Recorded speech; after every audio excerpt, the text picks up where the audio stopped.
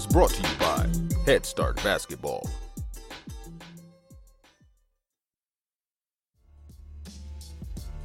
Hey Hoopheads, wanted to take a minute to shout out our partners and friends at Dr. Dish Basketball. We've had their partnership manager and training specialist Jefferson Mason and marketing manager Nick Bartlett on the show in the past, and we couldn't be more excited about what they're doing for the game of basketball. Their Dr. Dish shooting machines are undoubtedly the most advanced and user-friendly machines on the market, and truly accelerate skill development faster than ever. Beyond efficient reps, Dr. Dish provides training expertise and versatility designed to develop complete players. The new Dr. Dish CT machine has further revolutionized basketball training with over 150 plus on-demand individual and team workouts from some of the best coaches and trainers in the game. These workouts include video instruction and combine game-like shooting drills with ball handling, conditioning, and agility drills. Along with workouts, the Dr. Dish training management system also provides stat tracking and analytics to track progress and ensure accountability. These are just a few reasons why top programs like Duke, North Carolina, Louisville, Florida, Baylor, and countless others are upgrading to Dr. Dish. Learn more at drdishbasketball.com. Follow their incredible content at Dr. Dish B-Ball on Twitter, Instagram, Facebook, and YouTube. And make sure you mention the Hoopheads podcast to get $300 off your next Dr. Dish purchase. That's a great deal, Hoopheads. Get out and get your Dr. Dish shooting machine today. I get there and there's a whole bunch of NBA coaches and scouts, like front office guys in the stands kind of watching these guys work out. And Neil just kind of walks up to me going like, "Hey kid, I'm short a guy. Do you mind just, playing dummy defense or whatever?" And I'm like, "Yeah, sure. I'm happy to do it." And I'm playing dummy defense and things and doing all that. We go through the whole workout, and Neil walks up to me afterwards and he's like, "Hey man, thanks dude. I really appreciate it." And I just look at him and said like, "Can I come back?" Mo Dakhil is currently an NBA writer for Bleacher Report and the host of several NBA podcasts on the Athletic Podcast Network, including Brodie and the Beard and the Daily Ding. Mo started his coaching career as a manager with Santa Monica College and USC men's basketball from 1999 to 2005. He then became the associate head coach for the Santa Monica College men's basketball team in 2005-2006. After that, Dakhil spent the following 8 years as a video coordinator in the NBA with the Los Angeles Clippers and the San Antonio Spurs. During his time in the NBA, Mo spent 3 off-seasons as a member of the Australian national men's basketball team from 2010 to 2012, including qualifying for and taking part in the 2012 London Olympics. Dakhil has studied under some of the NBA's best coaches, including Gregg Popovich, Brett Brown, and Doc Rivers. He has worked up close with Hall of Famers, NBA champions, and MVPs like Tim Duncan, Tony Parker, Manu Ginobili, Chris Paul, Chauncey Billups, and Grant Hill. He was there firsthand to see the growth of Blake Griffin, DeAndre Jordan, Patty Mills, Jamal Crawford, and Matthew Dellavedova. After you're finished listening to the show, hop over to iTunes and leave us a 5-star rating and review to help others in the basketball community find the Hoopheads podcast. If you haven't told a friend or coaching colleague about the show, what are you waiting for? Tell them to subscribe now on their favorite podcast app so they never miss an episode. You can find all the show notes plus every episode we've ever recorded on our website, hoopheadspod.com. You're about to hear some great stories and learn from a guy who spent a ton of time in NBA film rooms. Enjoy this conversation with Mo Dakhil. Hello and welcome to the Hoopheads podcast. It's Mike Klinzing here with my co-host Jason Sunkel. And tonight we are pleased to welcome from The Athletic, Mo Dakhil. Mo, welcome to the podcast. Thanks for having me, guys. I'm pretty excited. Yeah, we're excited to have you on, get a chance to talk to you. Dave Severns highly recommended that we have you come on and chop it up with us a little bit. So I want to get into right away how you got into the game of basketball when you were a kid, what made you fall in love with the game, what gave you an idea that in some way, shape, or form you might want to pursue this game just as a passion, maybe not necessarily as your life's work, but just what made you fall in love with it? It's funny, my oldest sister was like a diehard Showtime Lakers fan. So I ended up just kind of watching basketball with her and sort of just fell in love with the beauty of the game. It's when it's at its best, I think it's very graceful, right? And more so now than even then, because it was a lot more physical game back then. But just kind of watching like Magic run the fast break and kind of always knowing where he wanted to go with the ball and how to get it to guys and things like that was stuff like I always loved as a kid. And when you're a kid, you don't really have that understanding of X's and O's or really understanding fully what's going on. You're just like, oh, what a pass! Right, you're enjoying the highlights and the aesthetics for sure. Yeah, you don't really kind of have the idea, fully understanding of the game, and that's fine, and that's you just kind of allows you to just sort of fall in love with it and enjoy it. So, grew up a diehard Laker fan. So was Magic your guy, or did you like somebody else on the team? Oh, it was Magic. I mean, I was bawling my eyes out when he retired. I never got to go see him live. It was a very emotional moment when he announced his retirement. Do you remember where you were? I mean, I just remember being home and not fully understanding, like when he was saying I tested positive for HIV. I was like, no, it's positive. It's a good thing. It's a good thing. Positive means good. Like not fully understanding as a kid right. what that meant. And going like, no, I don't understand why he's retiring. I don't get this. And obviously as it was explained to me and as I got older, I fully grasped it. But but Magic was my guy for sure growing up. Love watching him. After him, it was Hakeem. Obviously being a Muslim American, like you're always kind of rooting for the few Muslim guys we get. So Kareem was a big guy, and it was great that he was a Laker. But then we had Hakeem, which was always awesome, and of course Shaq. As he started to rise, although he wasn't Muslim, you just enjoyed watching. Like he was just a big kid playing ball, so it was always fun to kind of watch him. So, yeah, man, I just kind of fell in love with the game, and it's taken me a long way. I never thought, obviously I wanted to be an NBA player, but my growth spurt stopped at 5'9", and my jumper didn't really reach levels that would allow me to overcome my height disadvantage. You're saying you can't dunk like Spud Webb?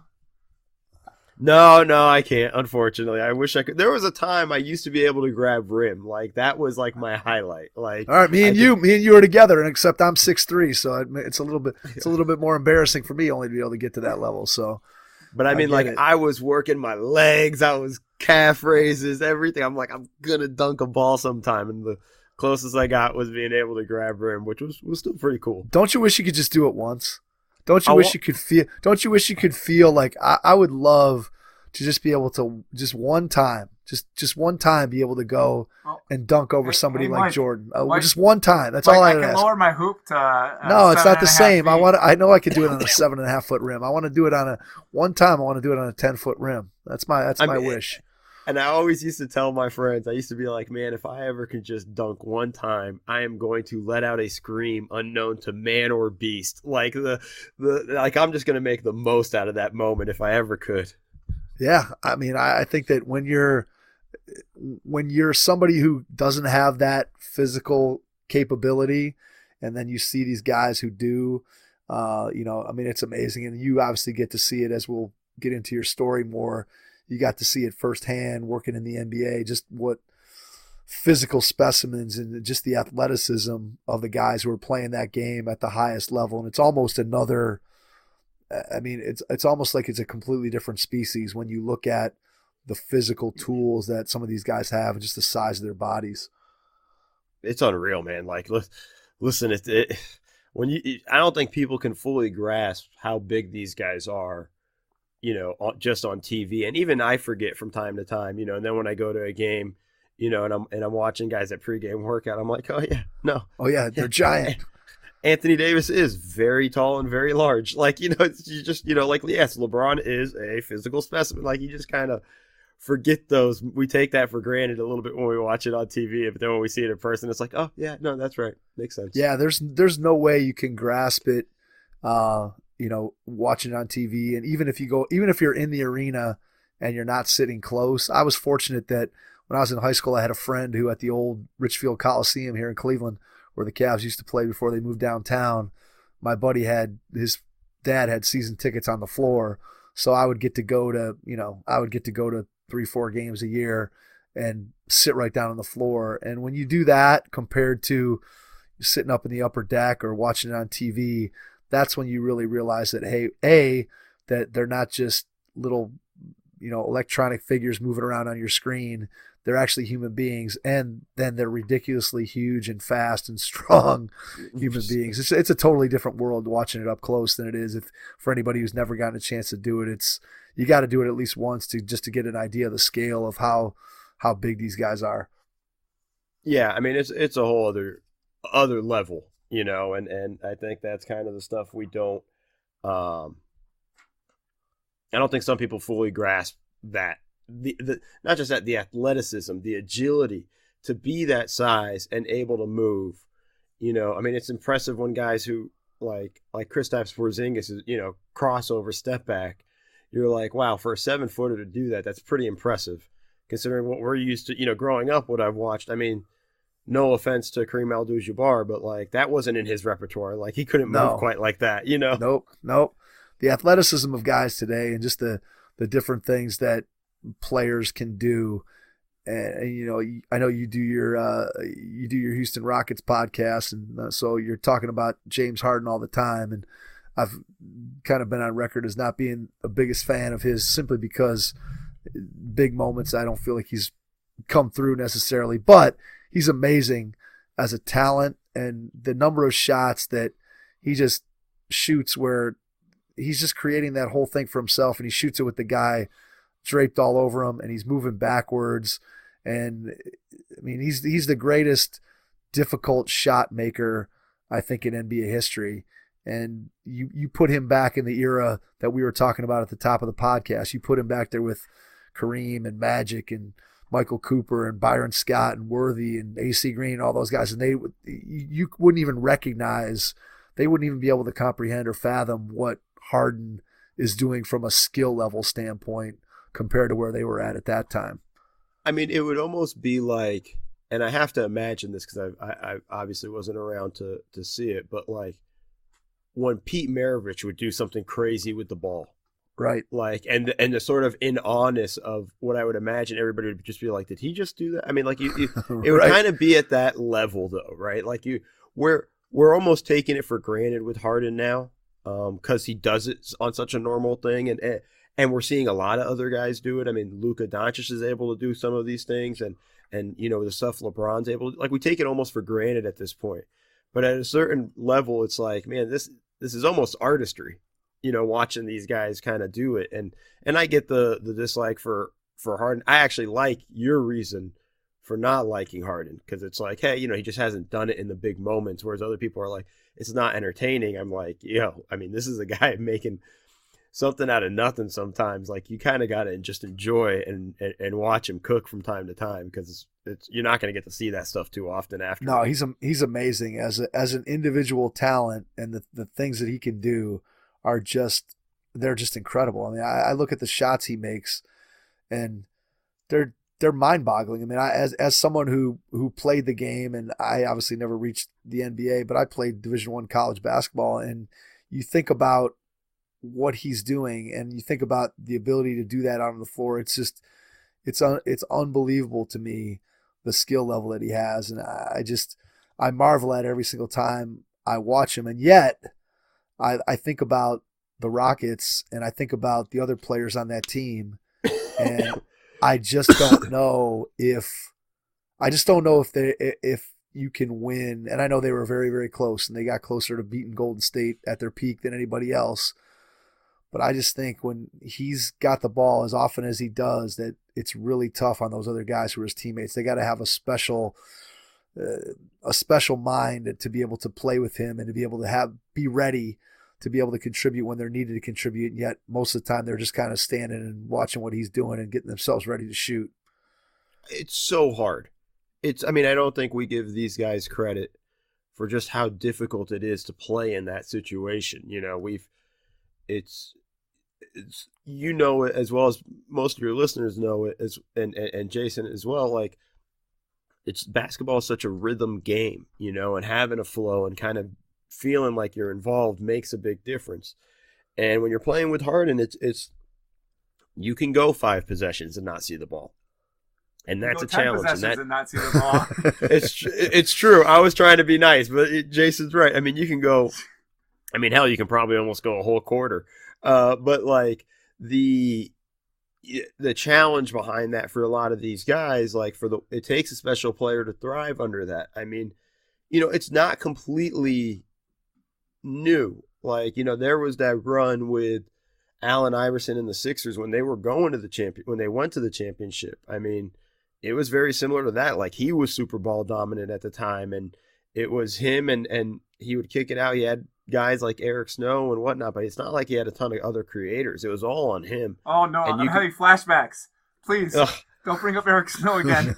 No, sorry. We'll go Aaron McKee. There you go, Aaron McKee. All right, we'll take that. Theo Ratliff. Yeah. Theo Ratliff and those guys. But, like, he didn't have a ton of offensive firepower with him, so it was always kind of on him. But those guys were expected to deliver when he kicks the ball out to them. And, it's kind of along the same lines. Maybe not as the degree we see with Houston now, but it still was pretty difficult. And I just think it's a challenge across the board for those guys. And I think it's a challenge, for coaches across every level. In high school, you probably have teams that have one or two super just great, unbelievable players with other guys who are probably like me and just okay or average at best. And, those guys tend to be ball dominant, and it's trying to keep everybody involved. It's challenging for a coach. I mean, I think we see Quinn Snyder, who talks about it. Like, his offense is predicated on getting a lot of ball movement because he wants everybody to feel involved because he thinks that helps them defend on the other end. And, right or wrong, that's his philosophy, and that's kind of the way he goes about it. And, every coach has a different philosophy, but I think there's a level of truth to what Coach Snyder says in the sense of, like, keeping guys involved allows them to stay engaged defensively as well. Yeah, and that's what always strikes me when I watch the Rockets. I just know that as a player, if you're just standing there and you called it rhythm, and you could define it in a bunch of different ways, but if you're just standing around and that you're almost getting the ball as a last option, it takes a special kind of mentality, I think, to be able to pull that off. And that's why I'm sure that with all the sophisticated analytics and everything else that Daryl Morey and the Rockets go through, I'm sure that there's some thought into the mental makeup of the guys that they bring in terms of them being able to play and sort of be in that universe that Harden has created, so that they do get guys who can play under that type of situation. And it'll be interesting to see because he's so good. He's so good in the regular season. I just wonder, when you get to the postseason and teams have more time to scout and figure out what can they do to get the ball out of his hands. And obviously there's the latest thing where we're just running two guys at him, make him give it up, and let the other guys play 4-on-3 and see what happens. Or you think about what Quinn Snyder did last year in the playoffs, where they're basically standing behind his left arm. We had a couple people on the podcast at that point. We're like, could you ever imagine in basketball where some coach would design a strategy and tell you, hey, I want you to play behind this guy and just let him dribble right to the basket. I mean, that was unbelievable. It was insane, and it's something the Bucks were able to do in the regular season and kind of perfected it a lot. Really had to do with Eric Bledsoe and his ability to kind of affect Harden that way. But it's jarring to see. Forget about just as a coach having to put it together. Like, when you're watching it, you're just like, what are you doing? Absolutely. And that's a tough thing too, because you got to make sure everybody's in the right place and on the same page. And I think it worked for the Bucks because they were, whereas I felt like the Jazz didn't have the full complement of personnel to do that properly. Because, having Ricky Rubio try to chase Harden is very different than having the ultra-athletic Eric Bledsoe chase Harden. For sure. Personnel is key, as you know, I'm sure. So if you have the right personnel, it's easy to execute some schemes versus others, and that's a big piece of it. Head Start Basketball, along with members of the Jay Billis Skills Camp staff, will be hosting the very first Prime Skills Camp, an affiliate of the Jay Billis Skills Camp that is held annually in Charlotte, North Carolina. Prime Skills Camp will take place on the campus of Western Reserve Academy, just outside of Cleveland, Ohio, in partnership with the Jay Billis Skills Camp. Prime Skills will be designed for boys rising to grades 6 through 9 and will take place June 26th through the 28th. Prime Skills Camps will mirror the Jay Billis Skills Camp in daily programming, teaching, coach-to-camper ratio, and quality of instruction. Prime Skills Camp brings all of the team-oriented individual instruction, focus on the fundamentals, and high-level coaching to young men aspiring to a high school varsity basketball experience. This camp is operated by Billis Camp veterans and includes the Jay Billis Coaches Development Program alongside the camp, ensuring that the quality of teaching and coaching at this camp is second to none. Please visit headstartbasketball.com or jbilliscamps.com for more information or to get registered. All right, let's jump back out of our Harden talk and jump back to you. So talk a little bit about how you kind of got your first big break. You're working as a manager for the basketball team at your junior college, and just talk about how that story kind of progressed and how you got your kind of first break to get connected to the NBA. I mean, it's kind of crazy. I went into junior college, school here, Santa Monica City College. Coach John McMullen was the head coach, and if anybody's in LA, they kind of and is known basketball, high school and college basketball in this area will know who Coach Mack is, because he was there forever. And at the time, there was an assistant coach who, I think it was his first year there, Trevor Schickman, who taught a basketball class. And I had no intention, guys, working for the basketball team or anything like that. I needed a one-unit class to be considered a full-time student. And I said, I'm going to take this basketball class because I like basketball and we're just going to play basketball. Like, okay, and then I'll just shower in the locker room and I'll be ready to go with class for the rest of the day. First day of class, Coach Schickman is out there and he's talking about like, hey, we need a student manager. And he's kind of explaining what a manager does. And I'm like, oh, that's interesting. Like, I don't think I'm going to do that, but that's interesting.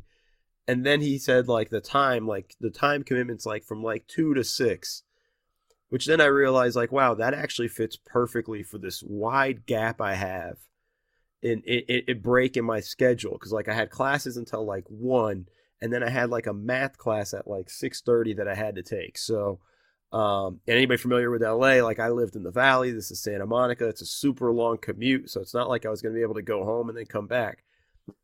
So I took Coach Schickman up on this offer, and I joined the basketball team, and, I was a manager, and I'm just learning. I have no idea really, besides just being a fan, what I'm getting into.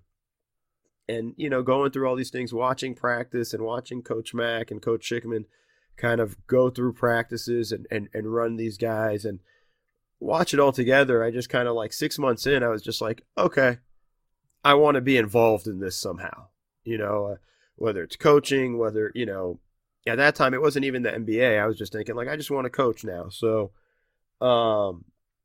through some connections, through Coach Schickman, I ended up getting a position with the Lakers as a ball boy for their preseason games. It was a super weird thing. It was they play these preseason games in Fresno, San Diego, Bakersfield, sometimes Vegas. And it was they wouldn't take their normal ball boy crew, but they would but they basically were Mo, just bring some friends and you guys will be the locker room attendants, in the locker room with these guys and things like that. So did you have to drive yourself there? Did you get your own transportation, or do they fly you in, or how's that work? No, we had to drive on our own. We piled up 4 or 5 of us in a car. We're college age at this point. We're 19, 18 years old, jumping in the car, driving to San Diego, driving to Fresno. Funny stories. We actually got in an accident on our way to Fresno once. Luckily it wasn't a bad accident. That's why it's kind of funny, but I just remember it being oh wow, that's weird. I think one time we got to take the team bus, and it wasn't with the players, which was, but we got to take it with the Laker girls, which was actually probably better. Nice. There you go. Yeah. That might be even better than the players when you're 18 or 19. Yeah. Right there, right? That's it. That works. Yeah. It was definitely at that time, but I was also such a super awkward kid. I had no chance. So it wasn't even I could take advantage of it. But, so I got to do that for a few years and got to know certain people within the Laker organization and so on. And that's going to play a role down the way when we get into my further stories. But, watching basketball up front with the Santa Monica College team. And it was really the first time I was part of a team and kind of the camaraderie in the locker room. And like, I really kind of enjoyed it, you know, and here I am like a 18, 19-year-old kid dealing with these guys. Like, I've never really kind of been around that environment. And, you know, and having players just, it's funny now because my friends laugh about it because, you know, like, I am such a trash talker now, but then I was such a quiet and shy kid. And it's like being around those guys kind of made me grow up to the point where like, that's who I am. You know, so just through that, through them, I transferred to UC Irvine, worked for the basketball team there under Coach Douglas. And, you know, from there, I actually transferred again to USC. And worked for the basketball team there under Coach Bibby. And that's where I really got my first big break, which was an off season. It was my junior year. And we had I was asked to drive one of our seniors to a workout in Santa Monica at St. Monica's High School. So I get there and I'm showing up in like my little USC polo, and it's like the coach's uniform. All you coaches who listen, we all have the same uniform, right? It's the polo with our little emblem on our left chest, right? And we're wearing like khaki shorts or something, or now it's might have evolved to basketball shorts, but like, you know, I'm rolling in with that, and you know, rolling in with the player, and I'm just trying to be like super professional. And it's like a pre-draft workout. It's Neil Olshey's running the workout.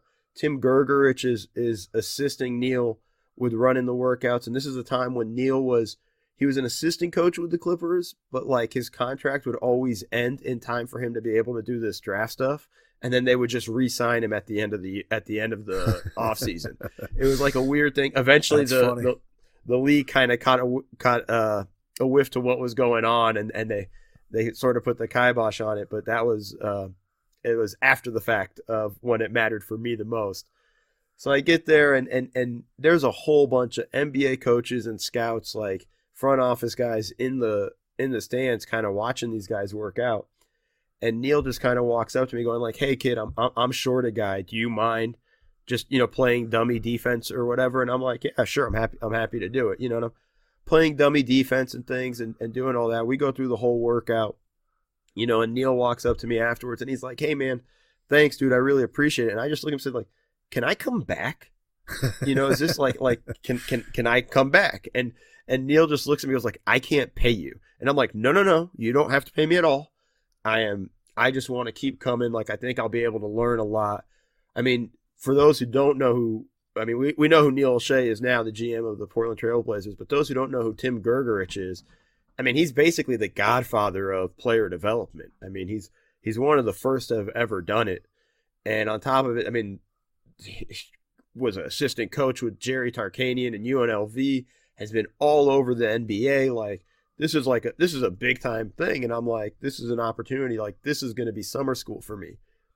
So Neil was nice enough to, you know, let me come. And obviously, you know, I'm free labor, so I understand why, but it was really cool. And it was an awesome, you know, pre-draft stuff, watching these guys doing all these workouts and watching Neil and the details he would go into with these guys, you know, on these drills and things like that. And we're going through all this stuff. It was like, we're doing stuff at 9 a.m. We're doing stuff again at 2. I mean, I basically was like, I'm not taking any summer school. This is what I'm doing.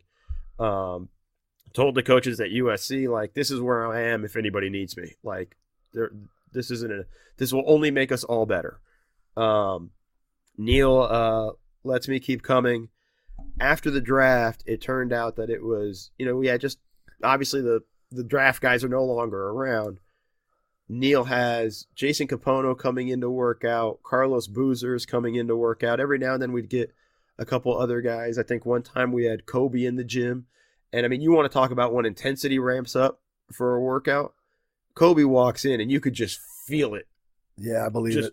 Ratchet up 10 levels. I mean, to the point like he's bumping Neil, to the point like Neil's looking around going like, damn, this is getting physical. And he's looking at me and I'm like, nope, I'm not getting in there with Kobe. Nope, I will rebound. You continue to play that defense. But it was a cool summer, and it was one of those things where like Neil would take Capono for, on one half of the court, and I would take Boozer on the other half, and Boozer would run the workout. I'm basically just running pick and rolls and dropping passes to him and rebounding when he's shooting, and Boozer would run the basically tell me what he wants next. But like, it was a cool experience overall. And that at the end of that summer, Neil gets promoted to player personnel with the Clippers. I leave as a manager at USC. Now I'm still a senior at USC, so I'm still in school, but I leave to go take an assistant coaching job at Santa Monica College because Coach Schickman, who's kind of become like an older brother to me, has become the head coach. And I felt like I was tired of folding towels. Right. Like, as a manager at USC, like, I felt like I've reached my limit there as to what I could be. There wasn't going to be more responsibilities. Tim Floyd had just taken over. It was a opportunity for me to just kind of be like, all right, let me go see this coaching thing. So went through my senior year, was coaching with the Santa Monica team while finishing school, which is also kind of weird. I mean, because I'm like 24 at this point, and I'm coaching kids that are like, I'm still a kid, and I'm coaching kids. You know what I mean? Like, it's like I'm only 5 years older than these guys. It's not like there's much difference or anything like that. So how'd you deal with that? Just curious, like thinking back to that time, how'd you deal with that from a confidence standpoint? Like, even thinking about you transitioning from, okay, you're a manager to suddenly you're working out NBA players to now you're an assistant coach coaching guys who are close to your age. How do you make that transition mentally to have the confidence in yourself to be able to go out and do those things? Do you remember anything about that piece of sort of your transition from where you started to where you are at this point in the story? Yeah, it was hard. Like, going from the workouts to coaching, that stuff wasn't hard. The hardest thing was, and I regret it even to this day, was, I felt like I had to be a tough guy, and the only way they're going to respect me is if I'm a tough guy and things like that. And I was a bit of a hard ass, and I shouldn't have been. And it has nothing to do with ego or anything like that. I just felt like I needed to demand their respect, not understanding that, like, man, I just spent the entire summer working out with pros. I was at Division I basketball the year before that. Like, my resume speaks for itself. Like, these guys, like, they should be able to listen, and understand what I'm talking about.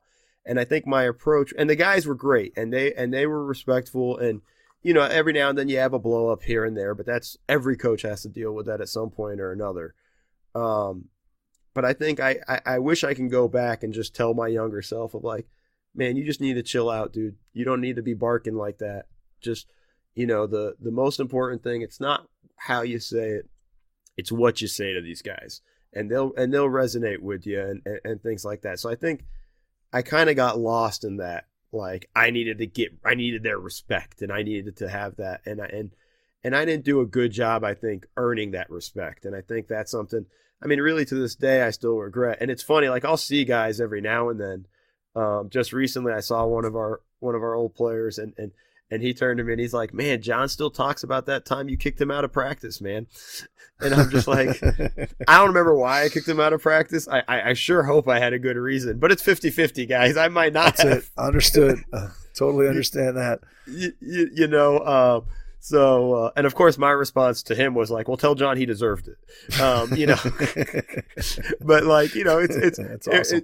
it was a hard challenge for me, understanding that and continuing to grow within that. But it was awesome. Like, Trevor was awesome, like, in the sense of he just let me run things. We would do shooting drills, and I would come up with stuff that I'd seen us do in practice at USC, or I saw Neil run these drills at St. Monica's High School, and I would bring that stuff to there, and these guys enjoyed it. And Trevor would walk around sometimes, and he'd be like, "Man, I love this drill," and stuff. So there was good things I did as well. It wasn't all bad, but it was Right. a learning process. And when you're 24, 25, and getting this opportunity, it's a bit weird.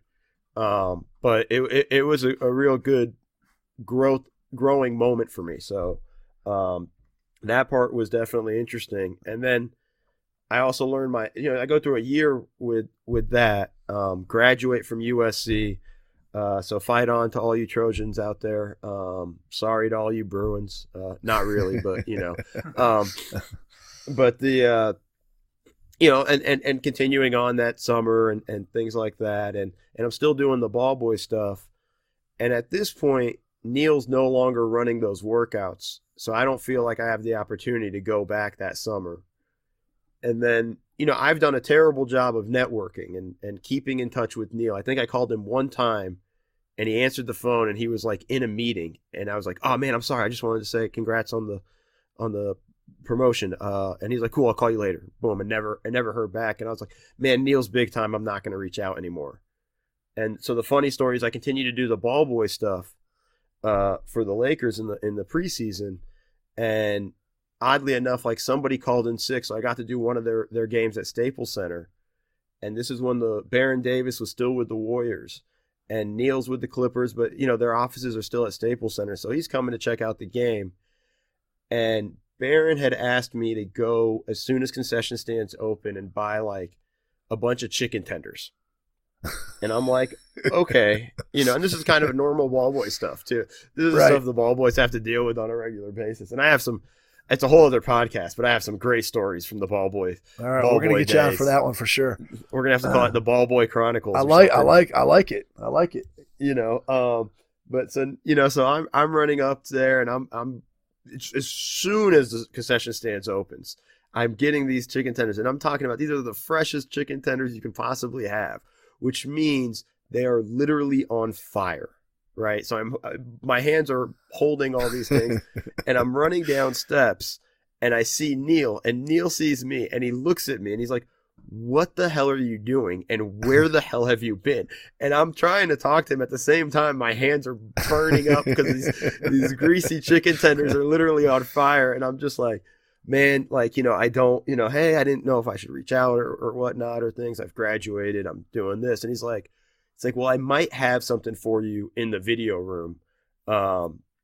If you're interested, here's my card. He goes, email me in a month. And I'm like, all right, cool. So, I find a way to stuff his card in my pocket, hand Baron his chicken tenders, go put my hands in ice for a few minutes to cool them off and then carry on. And then in a month, I emailed Neil about, hey, just wanted to follow up to our conversation. It leads to an internship with the Clippers, an unpaid internship, but, that's kind of how you get in, especially at sports pro level. And that was how I got in. I got an opportunity there. I was doing personnel tapes for the front office for the most part, not too attached with the team at that point. And, it was just really by chance bumping into Neil while holding chicken tenders. I'll never forget it because of the chicken tenders aspect of the story. That's awesome. But but I just kind of realized like, okay, this is an important moment, and I had learned like I should have been doing a better job staying in touch with Neil, even if it was just a text message here and there or whatever, or whatnot. But, so I resigned as a assistant coach for Trevor, and Trevor was like, you got to go. Like, that's not even an option. I do all that stuff. I spend the entire season with them, breaking down personnel tapes. The following season, I got promoted to a full-time position, was doing a little more with the team as well. But, at the same time, this is when the Clippers didn't have a practice facility. So this is when they were practicing out of a gym in a Spectrum gym in like the Manhattan Beach area. And my office was in Staples Center. So basically I wasn't around the team all that much except for game days. But, just grow through that time. Eventually we get the practice facility. I'm around the team all the time once we have that. And then an opportunity comes with the San Antonio Spurs. And, I mean, listen, dude, when Pop comes calling. You took that call? Is that what you're saying? Yeah, I mean, I didn't really kind of, and to be fair, it wasn't Pop calling. But it was, did he say like 5 words to you? I was wondering if he actually like did a complete sentence. Pop, I got great Pop stories too. I'll give you a good one about my first day in a moment. But, I get this opportunity from James Borrego, who I had known when he was an assistant at University of San Diego, and we had worked basketball camps together. And we kind of just from there sort of built a repertoire. And once I started working for the Clippers and the Spurs would come into town, we'd chat before each game and things like that, because he became the head video guy for Pop and essentially Pop's right-hand man. Now he's the coach of the Charlotte Hornets. But, you have that kind of, it's just that the coaching world is kind of small in that sense.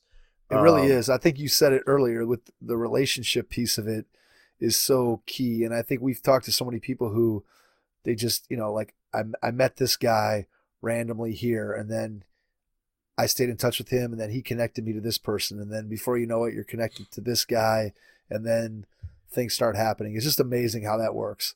Yeah. I mean, it's so funny, getting to work with Gregg was awesome through all of this stuff. And the funny side of Gregg was he used to just always call me young fella. To the point, somebody would be like, "It's so cool you get to work with Gregg." I know, but I'm pretty sure he doesn't know my name, and he just calls me young fella. And then I think and then the first time he called, he said like, "Hey Mo, how you doing?" It's like, I immediately was like, I was playing it cool, but as soon as he turned around, I was like, "Oh my God, Gregg knows my name! I've made it!" That makes me think of my one student that I saw the other day at school I had 4 years ago, and I said, "Hey, what's up, Zach?" And he's like, "You remember me?" I'm like, "Dude, come on now. It was like 4 years ago. I know who you are. Come on now." Right. Shows you how valuable somebody's name is, right? I mean, it really is. Things. That's a great lesson for anybody. I don't care who you are. Just by knowing somebody's name, you could what you say after that doesn't really matter. If you know their name, you're 95% of the way there. Mike's kind of leaning into something that he does. He runs a basketball camp, and every single camp, the first day, his goal is to learn all 85, 90 campers the first day, so that when they walk in the second day, he can say their names. And he has this uncanny ability to remember them from year to year. And God bless you, Mike, for that one, man. That's first off, and if Trevor, when he listens to this, is gonna laugh. There wasn't a thing I hated more than basketball camps. I did everything I possibly could to avoid working basketball camps. That's funny. Like it was one of those things I just couldn't stand it. I was like, I have better things to do with my time, and that's definitely a very jerkish attitude. I got a little jerk in me, fellas. So like that's definitely there. Everybody's got their thing. You got to do what your thing is. That's what it's all about. And that's also why my college coaching career could never take off, because so much of it depends on camps, and I was just so much like never doing a camp. I just didn't like. I like the idea of it. I like the concept of it. I just never wanted to work one. So, and I think a lot of it stemmed from my early days doing it. I think I worked a camp for like 3 weeks, and when I finally got paid, the checks bounced, and that became a reoccurring theme. For that's everybody. Not good. Yeah, that's not everybody good. Who worked those camps knew. Like everybody's checks bounced, and from then on, I was like, screw this. But we got sidetracked a little bit. But so I get this opportunity to work with the Spurs.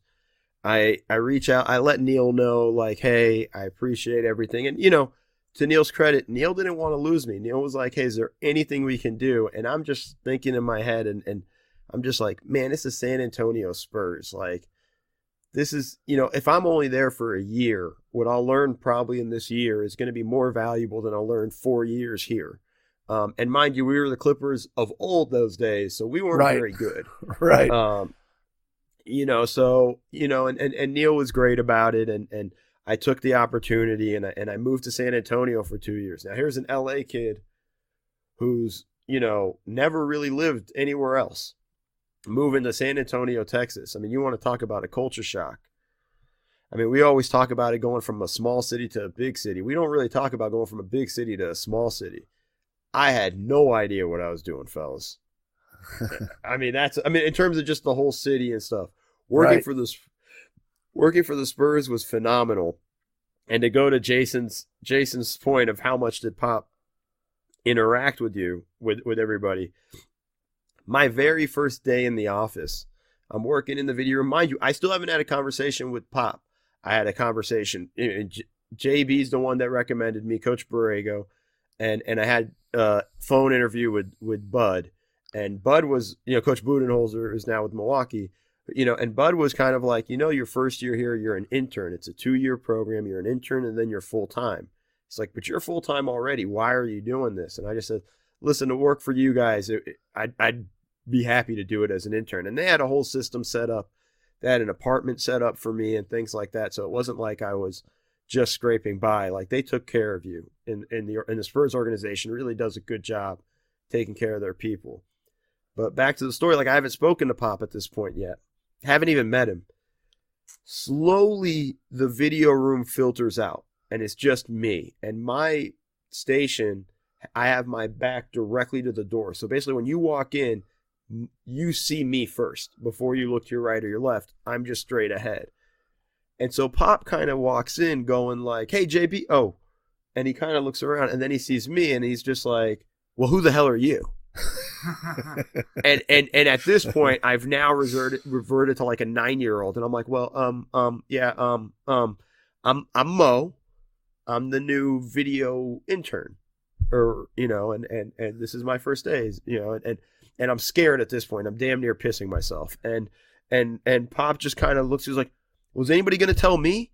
Anybody going to talk to me? I mean, I'm only the boss here. I'm only the team president. I'm only the guy in charge. Nobody talks to me. And then he storms out. And I'm just like, cool. So let's go to Expedia.com, one-way flight, San Antonio to LA. And, and then 2 seconds later, he comes charging in like, I'm just kidding. Of course, I know who you are, man. Welcome to the team. Excited to have you. Can't wait, kind of thing. And that, Pop's just kind of playing around. And I just look at him like, you can't do that. I'm going to have a heart attack, man. Like, that's not cool, And I have a lot of great interactions with Pop. And, to be honest, the stuff you take away from every coach, you learn stuff. You learn things you like. You learn things you don't like. The most important thing I take away from Pop, there's 2 things. One, it's treating everybody right. It was a big thing for him. He took care of everybody. Didn't matter. He jumped on Tim Duncan the way he would jump on Matt Bonner, but he would make sure both guys were good at the end of the day, and he takes care of them. He looks after everybody there. He looks after the video staff. He looked after his coaches, looked after his trainers, the assistants, the secretaries, everybody. Like, he was just like, it was more than just him. And he understood that, like, he's just a piece of this. It wasn't all about him.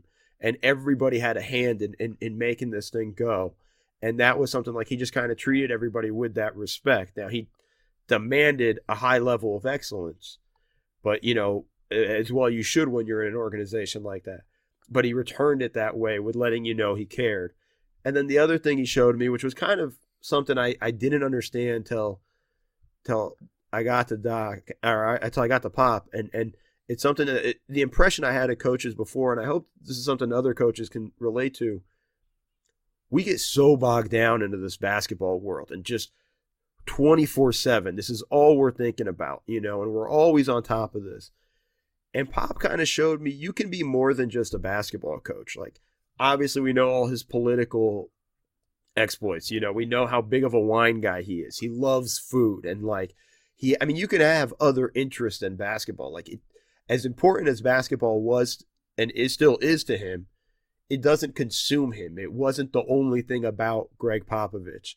And that allowed me to feel okay that I did have other interests in other things. And I found other things interesting and stuff like that. I love movies, and things like that. And it kind of let me know that it's okay to be myself a little bit in that regard. And I don't have to be 24/7 basketball to just be a basketball coach.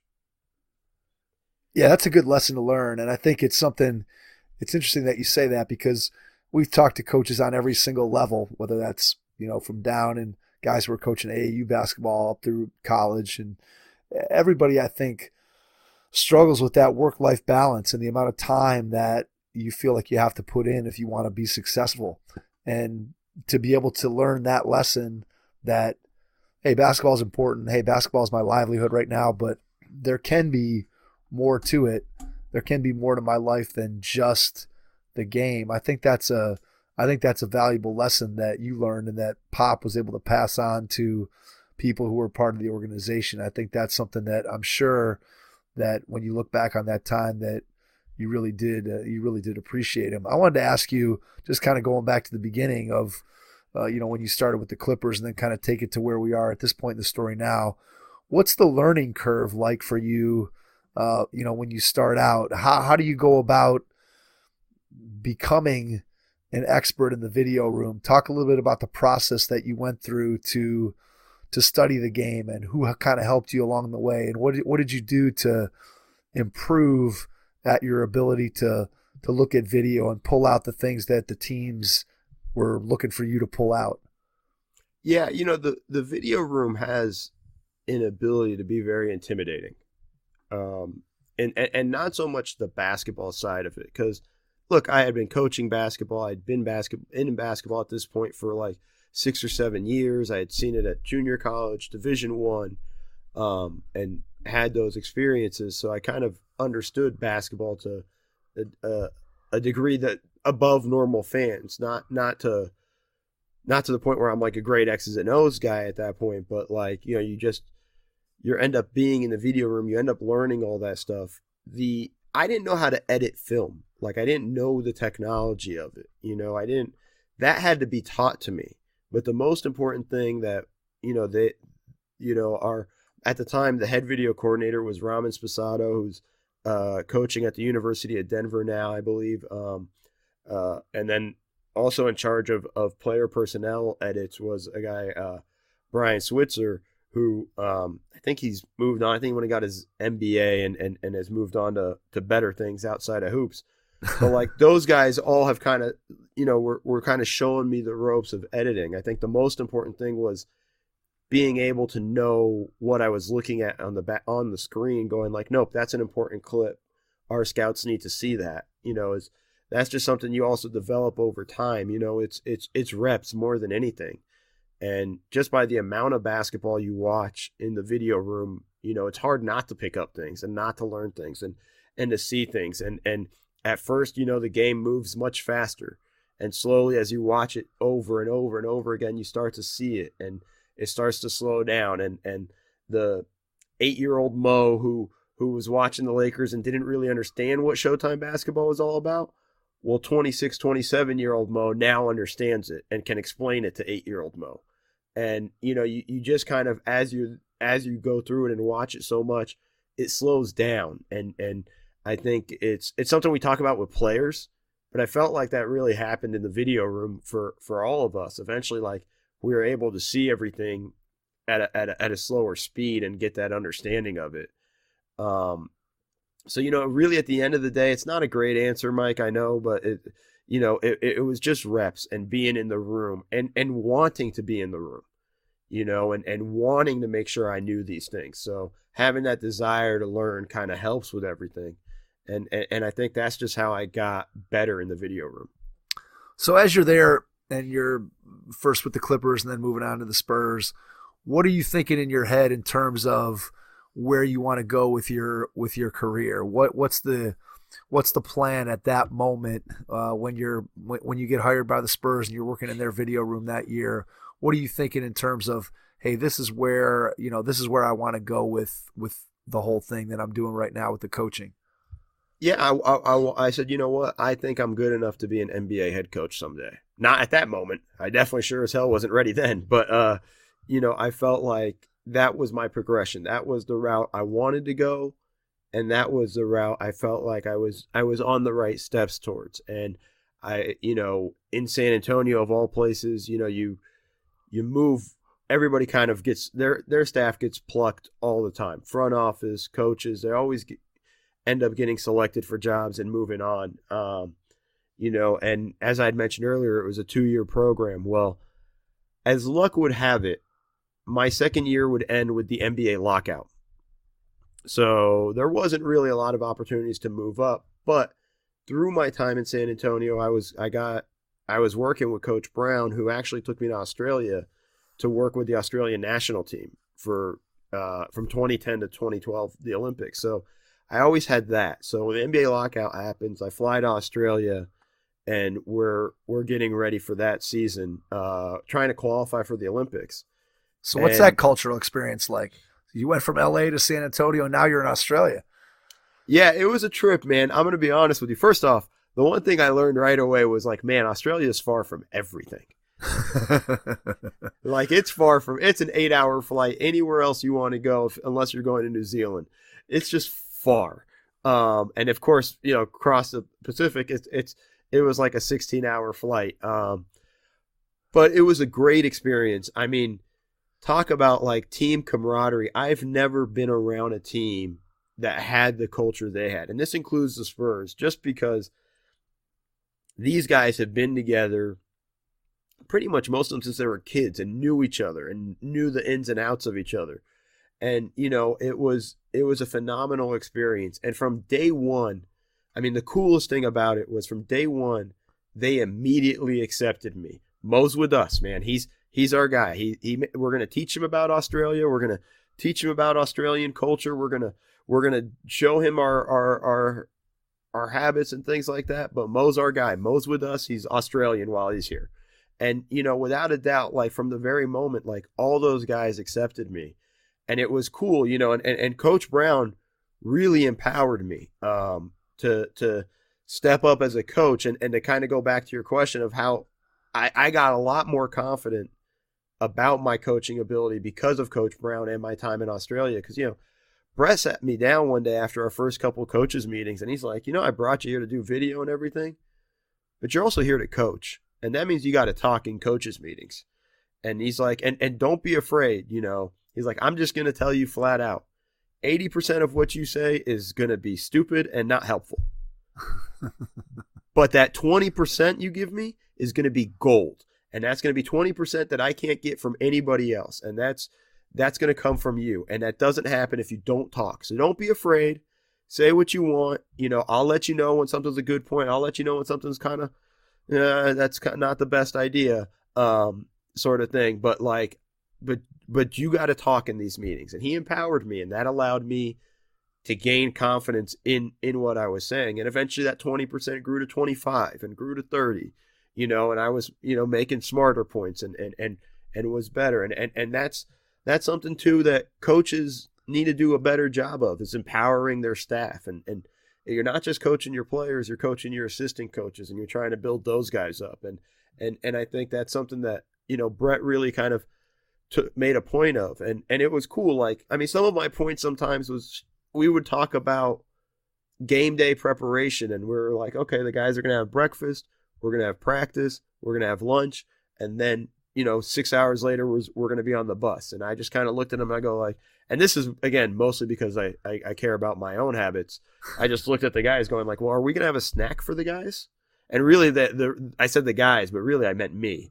But I was just like, but I remember just kind of looking at Brett going like, that's a long time from we provide them lunch, and then they got to go into a game 6 hours later. Like, if we want to kind of control what these guys are eating, like, we got to have a snack, a late afternoon snack for these guys to at least make sure they're getting good stuff in their bodies. Otherwise, they're going to go down to McDonald's, because that's where I'm going to go. And I think that was something that was like, wow, that was such a great point, and so sometimes the ideas were coaching. Sometimes they were something as simple as that. But, that stuff really empowered me from Brett Brown. And then just the guys, the players were just awesome, and the camaraderie, still by far my favorite team to have been around. All right. So I'm going to tell a story that I haven't told on the podcast before, but it's tangentially related to your story. And that is that when I was a kid, I would go and play pickup basketball when I was probably, I don't know, I was maybe 15, 16 years old. And my peer group playing basketball was, playing pickup basketball on the playground was a group of guys who were, primarily college age. So they were in their, early 20s. And so they would come back and, they'd go out, they'd go out to the bars, and I'm 15 and 16 years old. So I'd hear these stories when you go and play on the pickup, play pickup basketball. And so one day we're sitting there, and there was an older guy that used to play. His name was Jim Fry, and he was probably, again, I'm saying older guy, but he was probably 35 at the time, but he had gray hair. And so these guys all went down to the Flats in Cleveland. They were at a bar, and somehow they got to pretending that they were the Australian national basketball team. And this older guy was, he was the coach. And so they were, they're talking to girls and doing all this stuff. And at some point, some girl said to him, called him out and said, you guys are full of crap. You're not the Australian national basketball team. And she's like, go ahead, sing the Australian national anthem. And so they're all looking at each other. And one of the guys started singing. The first line that he sang was, "God save the kangaroo." and they said that the girl looked at him and said, "Oh my God, you are the Australian national basketball team." So that's my Australian national basketball team story. But that one will stick with me forever. That this girl actually bought that story. So I don't know if you ever went to a bar with the real team, and there were some better stories than that. Wait a second. How much was this girl drinking? She might have been drinking a lot. I wasn't there because I'm only hearing this story secondhand. So he says. So I say. But no, legitimately, I was not there. But it was a good story nonetheless. Well, I'll tell you this much: those guys know how to party pretty hard.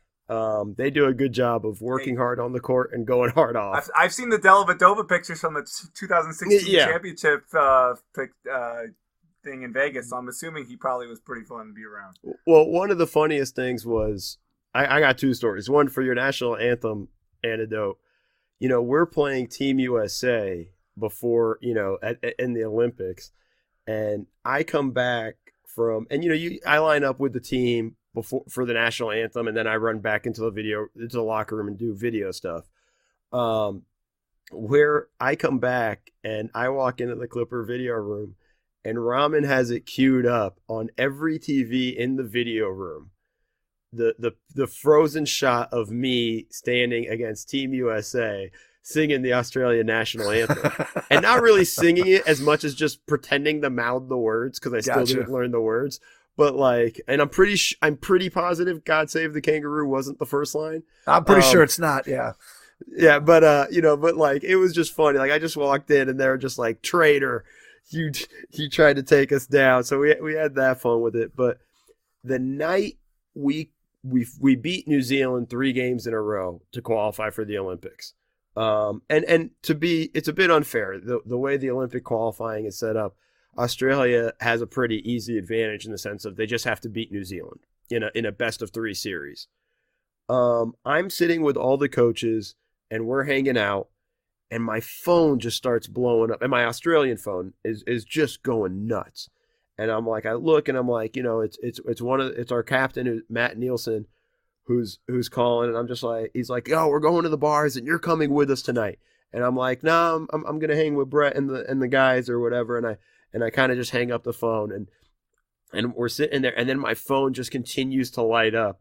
And then I just look at a text message going like, "We're in a cab outside." And Brett just looks at me and goes like, "Man, you better go."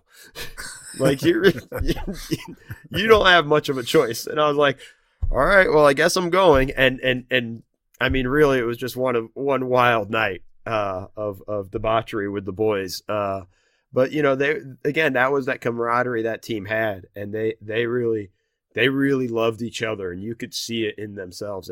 And Brett talks about it. He referred to it as mateship, which is basically like friendship, but it was like these guys had each other's backs no matter what, and I loved being around it, and it was a phenomenal time for me, and really a phenomenal experience. Yeah, I think the opportunity to, when you're playing for your country, it just seems to me like that. We've had a chance to talk to a couple high school coaches who coached with the U16, and U18, men's national team, and just to be involved with the USA basketball side of it, and to a man, like, all those guys are just, incredibly proud of the fact that they get to, and they're not even, they're obviously not competing in the Olympics. It's at a different level, but still, just the opportunity, I think, to represent your country, and just the bond that creates amongst the players. And as you said, for those guys in Australia, it's even more striking because they've been with each other since the time they were young kids. Whereas, here in the United States, obviously most of the time we're throwing these teams together in, 3 or 4 weeks and sending them off to international competition, as opposed to those guys coming up through the Australian basketball system for a long time. I think it just had to be for you again, another great experience in the game of basketball to be able to interact with a set of players who had that kind of background and that kind of camaraderie. Just gave you an idea of what a team could really be all about. So when you come back from Australia, then what's next? I'm out of job. I come back 2011. I'm out of job. The NBA's in a lockout. I'm not sure what I'm going to do at this point. And the Spurs were super helpful. They were really trying to help me. They tried to help me get a college job. I just wasn't interested in coaching college at that point. I just kind of said it's NBA or bust for me. The situation happens where the both sides come to an agreement literally right after Thanksgiving and say, hey, we're going to have a season. And at the same time, my intern with the Clippers, who had taken my position when I left to go to the Spurs, had left to take a job with Toronto. So there was an opening with the Clippers. And I had an opportunity to interview. I mean, Neil was still there. Neil O'Shea was the general manager at this point. Unfortunately, Mike Dunleavy was no longer the coach. It was Vinny Del Negro. But everybody else I knew was still there. I mean, Ramen Sposato was still the head video coordinator. A kid by the name Seth Cooper was still there. So I kind of had the opportunity. I'm sorry, no, Seth had already left. I apologize. But there was an opportunity for me there, and I just had to nail the interview with Vinny, which leads to a phone call with Pop, because I'm just like, hey, Pop, kind of need a favor. He's hilarious. He's immediately just like, why, when anybody calls me, nobody calls to just say hi and check in with me, huh? Everybody wants something, right? Right.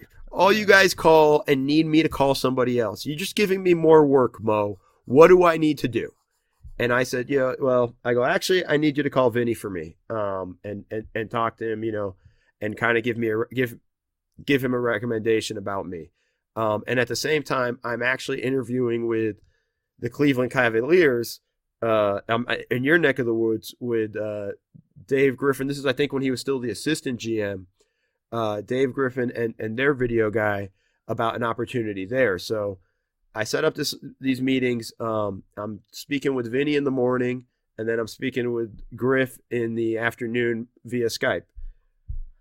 Jump on, I get into the meeting with Vinny, and the most important thing, and I found this out afterwards, was Vinny was super impressed. I came in suited and booted, wore my best suit, best tie, shined the shoes, was ready to roll, came in with my resume. Wasn't going to take this for granted that because I knew Neil, and Neil had kind of already told somebody else that he was like, we're not losing Mo. Like, Mo has to come here. We're bringing Mo back, was kind of his attitude. Right. And that's because Neil knew everything about me. Neil's the one that got me in the league in the first place. So I go to meet with Vinny. I have a really good conversation with Vinny. He's awesome. And, he kind of just tells me, he's like, look, obviously Coach Pop called me and said, he's like, I have to hire you, basically. He said, you're one of us, and worst case scenario, if you're not any good, at least you're pretty funny and fun to have around. So I'm like, all right, well, that's about as good of a recommendation as I could ask for from Pop. First off, Pop considering me funny was almost better than anything else that could have been asked. Could have been said. That's like a career highlight. That sounds like that'd be a career highlight. Yeah, so I was certainly happy with that one, because I am a bit of a smart ass. As I've gotten older. And again, my smart assness showed up in the next basically sentence with Vinny. Vinny says, I know you're meeting with Griff. I don't want you to take that meeting. What's the offer right now that gets you to cancel that meeting? Now, the important thing for me is, like, I want to have this meeting. And no offense, guys, it's not that I want to move to Cleveland. We don't take any offense. Come on, you don't want to be around the snow, man? No, dude, I'm not trying to mess with that. I mean, the time I got a warning of black ice in San Antonio, I basically told them, like, I'm working from home. And I live walking distance to the facility. I was like, yo, I'm not coming. So snow's not really kind of something I'm going to deal with. But, I just turn to Vinny and I just kind of say, look, it's really important. I think it's good for me to take that meeting. You never know where guys end up. You don't know if Griff's going to stay with Cleveland or move on, or if the video guy moves on. Like, I want to at least work on that part of that network. And I said, but if you really want me to cancel the meeting, you're going to have to offer me the Beckham deal. And this is right on the heels where David Beckham had signed an 18-month, $18 million contract with a French team to play, for this team in Paris. And Vinny just starts laughing because I'm basically asking for $1 million a month.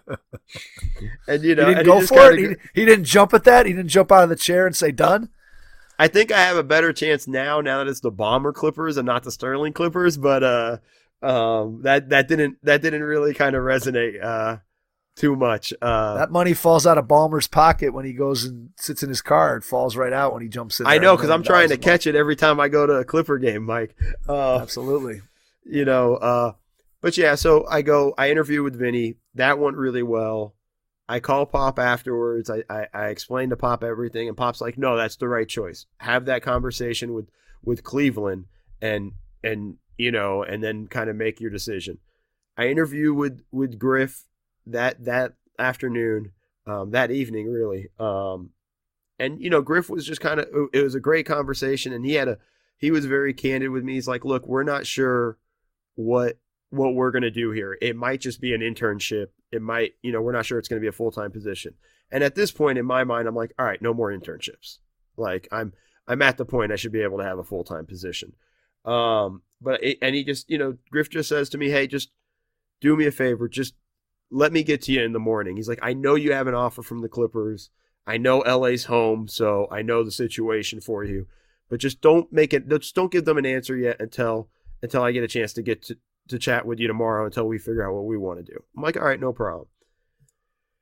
Griff is calling me the next morning. It's 9 a.m. Ohio time, but it's 6 a.m. LA time, and my phone's waking me up, and I see that it's Griff. And you wake up with that. I don't want to sound still asleep, so I'm like waking up, and I'm just like, I like jump up, and I'm just like, all right. Hello, like kind of just like I'm like almost like I'm wide awake. Right, you just came in from a morning jog, right? Hey, I'm ready to go. Right, exactly. Yeah, like I've been up for an hour and a half working. And Griff was great. He's like, look, we think we're going to go the internship route.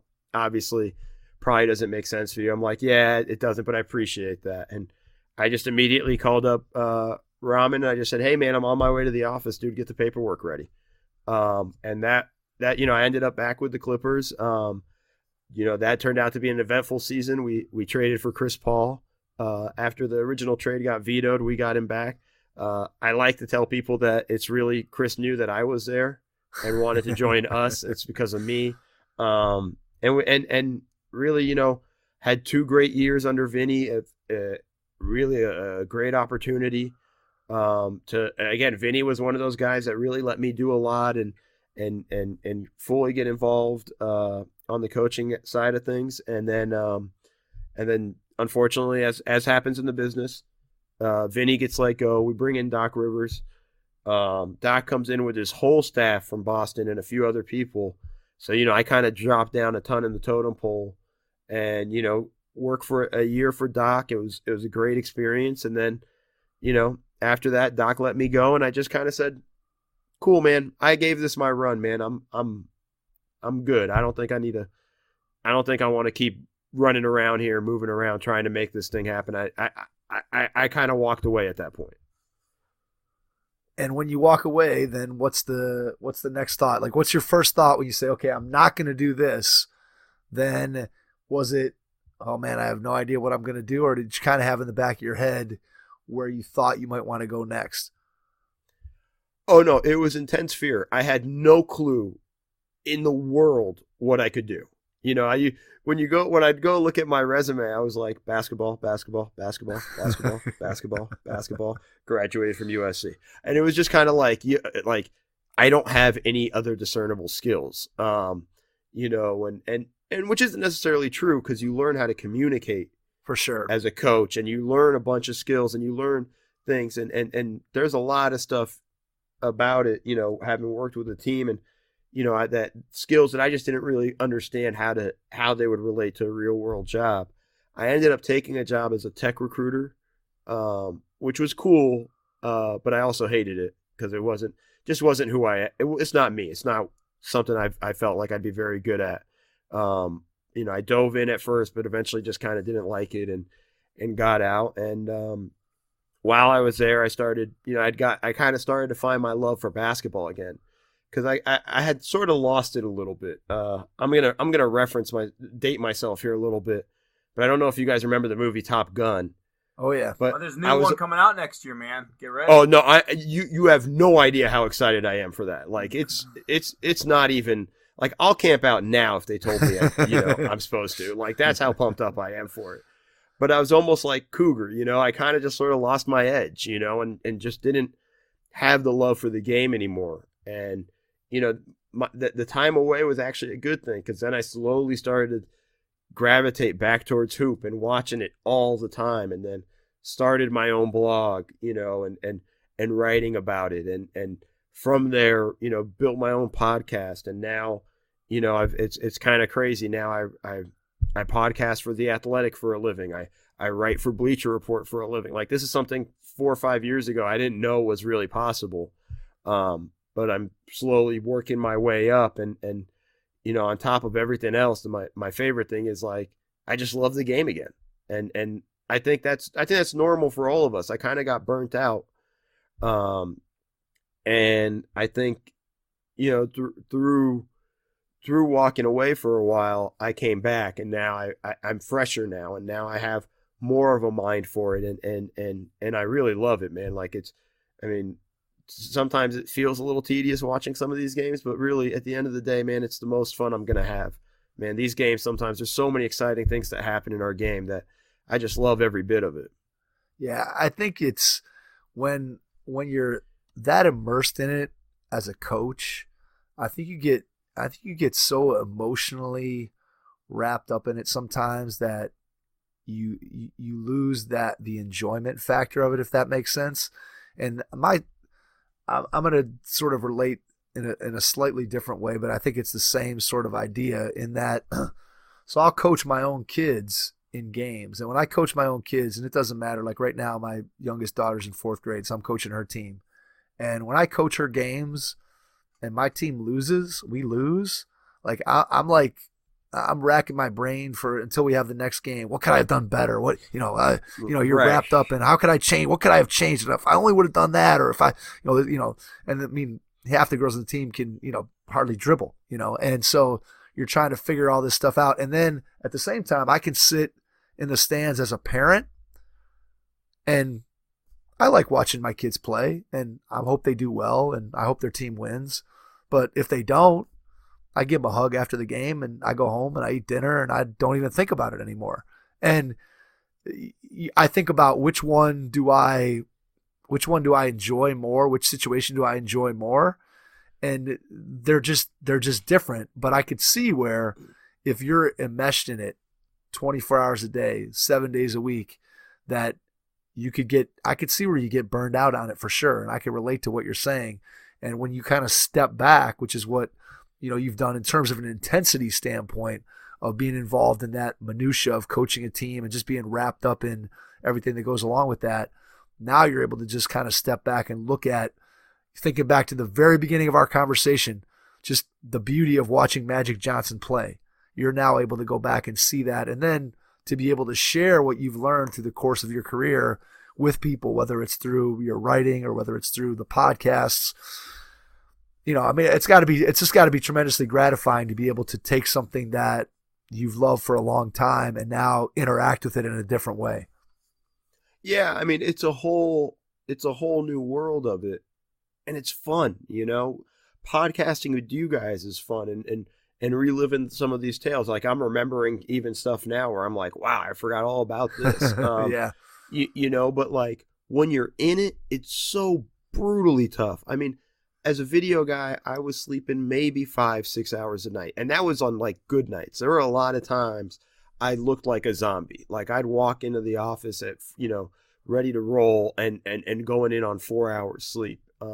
It got to the point where like I wasn't even enjoying wins as much as I should, It was funny. A friend of mine at the time, she would come to a ton of games, and, we'd go hang out afterwards and grab a late meal. And, she used to just kind of go like, you guys won. Why are you acting like you lost? And I'm like, no, but like, we're like championship contenders, and if we're going to win a championship, we got to be better at this. Like, it's driving me nuts. Or, Blake didn't cut, or this, or like CP's got to do this. Like, and she just used to look at me. She's like, which locker room do you want to be in right now? The winning one or the losing one? And it was like one of those things. Like, I got so ingrained in all of these things, I wasn't enjoying the good stuff too, and there are moments you do. You have a big win, you definitely celebrate it and you enjoy it. But there were times where it was just like, it was just too much, and I was redlining too much, and I think that kind of that just broke me at the end of the day. And hearing you talk about it, your kids, when you're coaching your kid and going home and thinking, what could I have done differently? I mean, that's every coach. At every level. It's not it's kind of sort of the profession. And I think sometimes it's important that we got to, as a whole, try to sort of step back a little bit and be like, all right, what are we doing here, guys?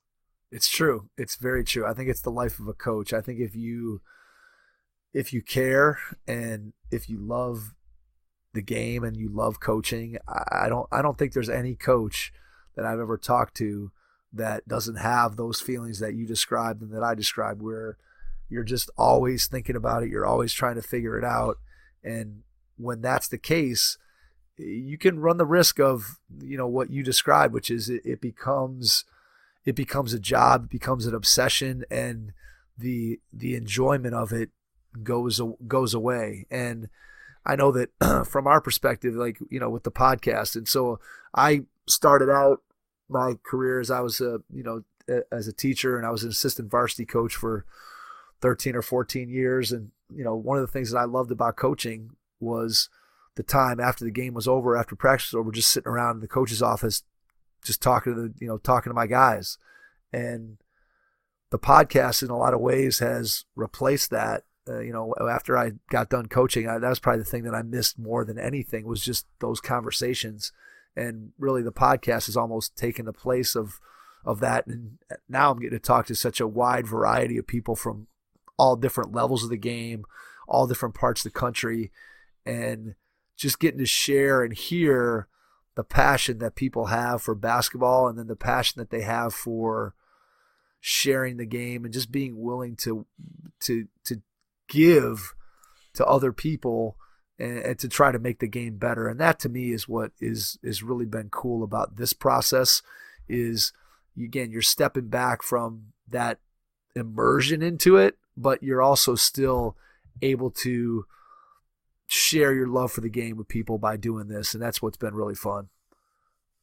Yeah. I mean, it's God, there's so many great things coming on in basketball right now. I mean, the offensive explosion has been fun, but now we're going to watch how defenses try to counter that, and all of the fun things that we're going to see from that. And just the level of talent we have in the NBA at this point is phenomenal. And I mean, we're almost, I feel like, about to hit a golden age of youthful talent. That, like, one LeBron retires, and when KD and these older guys begin to kind of fade, we got crop of guys in their early 20s. I mean, like, Doncic can't even have a drink yet. I mean, like, we're going to be fine, guys, right? Like, it's not like when Jordan retired and we were all like, well, what are we going to do now? Sort of situation. Like, I just think this is a great time to be a basketball fan. Like, there's so much good stuff going on in the game that I'm really excited, like, genuinely just happy. And like, I can't hide it either. I'm like, I wake up and I'm like, oh, this game's going to be on. Great. Charlotte's been a ton of fun to watch. I love it. Cause also James Borrego's my guy. So like, right. This is cool. Like, this is something I wasn't even really expecting. I thought they were going to be terrible. No offense, JB.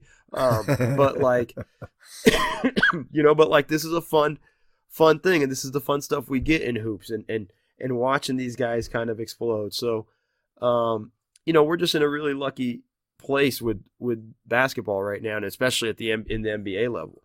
All right, give us something that an average fan may not know X's and O's wise, something simple that you can share with us that could help somebody who's watching an NBA game. What's something that they could look for to, I don't know, just give them a little insider view on something that they might see from an X's and O's standpoint on a regular basis in the league that the average fan or maybe the average high school coach might not notice or pick up on? Well, I think the most important, the thing I tell fans a lot of times, like the question I get asked the most is like, what do I watch when I'm watching a game? And of course, I'm watching the ball, but I'm also paying a lot of attention to what's going on off the ball, and I think that's a lot more, unless you're watching the Rockets, as we talked about earlier, not Right. a lot's happening, but like there's a lot of stuff, teams are running pin downs on the weak side to engage the defender and things like that. I'm watching a lot of that stuff off the ball. And I think sometimes that gives you insight into a lot of things in terms of what a team's looking to do and how they're looking to attack. And I think that allows you also to see which defender got put in a tough position because of play they set up. So I think my biggest advice really for anybody, tactically there's a ton of stuff going on, but my biggest advice is just watch what's happening off the ball. And it takes practice, guys. It's not like, the biggest thing I heard was like Larry Brown was able could tell you where all 10 guys were on the court at any given moment. Like he knew where everybody was, and it takes practice. I'm not on Larry Brown's level. I got to rewind. Thank God for a DVR. Like I got to rewind a couple of times to kind of get a full understanding of it. But I would like to get to the point where I know we're all 10 guys at the same time. But in the meantime, I'm just watching off the ball to see what's happening and cuts and screens and who's screening for who and how the defense is reacting to it. I think you can learn a lot about teams and basketball in general by watching less of what's going on the ball and more what's happening off the ball. I think that's something that you develop as you become more of a coach and less of a fan. I know when I'm watching games and I'm kind of watching it from a coaching perspective, then I do tend to spend more time, watching what's going on, the actions on the weak side, and both offensively and defensively, and seeing where guys are. And then if I'm watching the game as a fan, then you tend to watch the ball a lot more. And so the more sophisticated you get, the more time you spend, looking at the actions that are going on away from where the ball is. And that helps you to increase your knowledge of what a team is trying to do, both offensively and defensively, for sure. All right, before we wrap up, Mo, I want to give you a chance to tell everybody where they can find all the work that you're doing on The Athletic. Share some of the the things that you're doing with the podcasts, where they can find those, how they can reach out to you, and then we'll jump back on and wrap up the episode. Cool. The easiest thing to do is follow me on Twitter. It's Mo Dakhil, MODAKHIL _NBA. Don't ask me why I have the underscore. It just felt pertinent at the time. It felt like the right thing to do, so I have it. Somebody had asked me that on a podcast before, and I was like, I don't have a good answer. Just it felt right, But that's the best place to kind of catch me. I'm on the Athletic Podcast Network, so I'm on Nerder She Wrote with Seth Partnow and Dave DeFore. I host Brodie and the Beard with Kelly Eco, which is a Houston Rockets podcast. What's the name? So what's the Brodie part? That's Russell Westbrook, man. He's Come Brodie? on, Mike. He's Brodie? That's his nickname. You He's don't know Brodie? that? It's been that for years. Come on. I never heard that one. I've honestly never heard that in my entire life. Well, there you go. I finally knew something Mike didn't know. Right. I don't know. That's Jason, you need to educate Mike here on that one there. That's important. All right, well, I missed out. I missed that one somewhere. I won't be surprised if the magic of editing erases this conversation from the discussion. But the funny thing is, we got a lot of flack for it, going like, well, they trade one of those guys, you're gonna have to change the name. And I was like, oh, that's a good point, but we'll cross that bridge when we get there. That's right. Hey, you got to go with it. Right now we're just gonna lean into it and have fun. So you can find my podcast all on that. I'm on the Daily Ding. Either I host or I'm a guest from time to time on the Athletic Podcast Network. Also, I write for Bleacher Report. I actually have a piece coming out in the next couple days, I hope.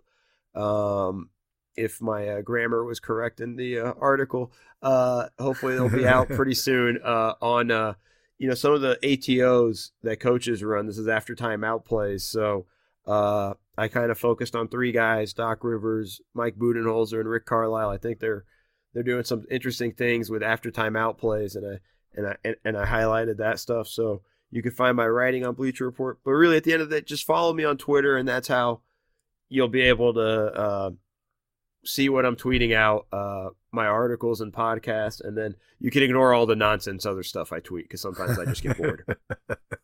I know Twitter's a great place. It's amazing. It's amazing sometimes the things that you can find. So it's a lot. I mean, I live tweeted jury duty the other day. Nice. There you go. Just out of boredom. Because let's just be honest here about jury duty. When you're sitting in the jury assembly room, that's like adult detention. It really is. There's no question.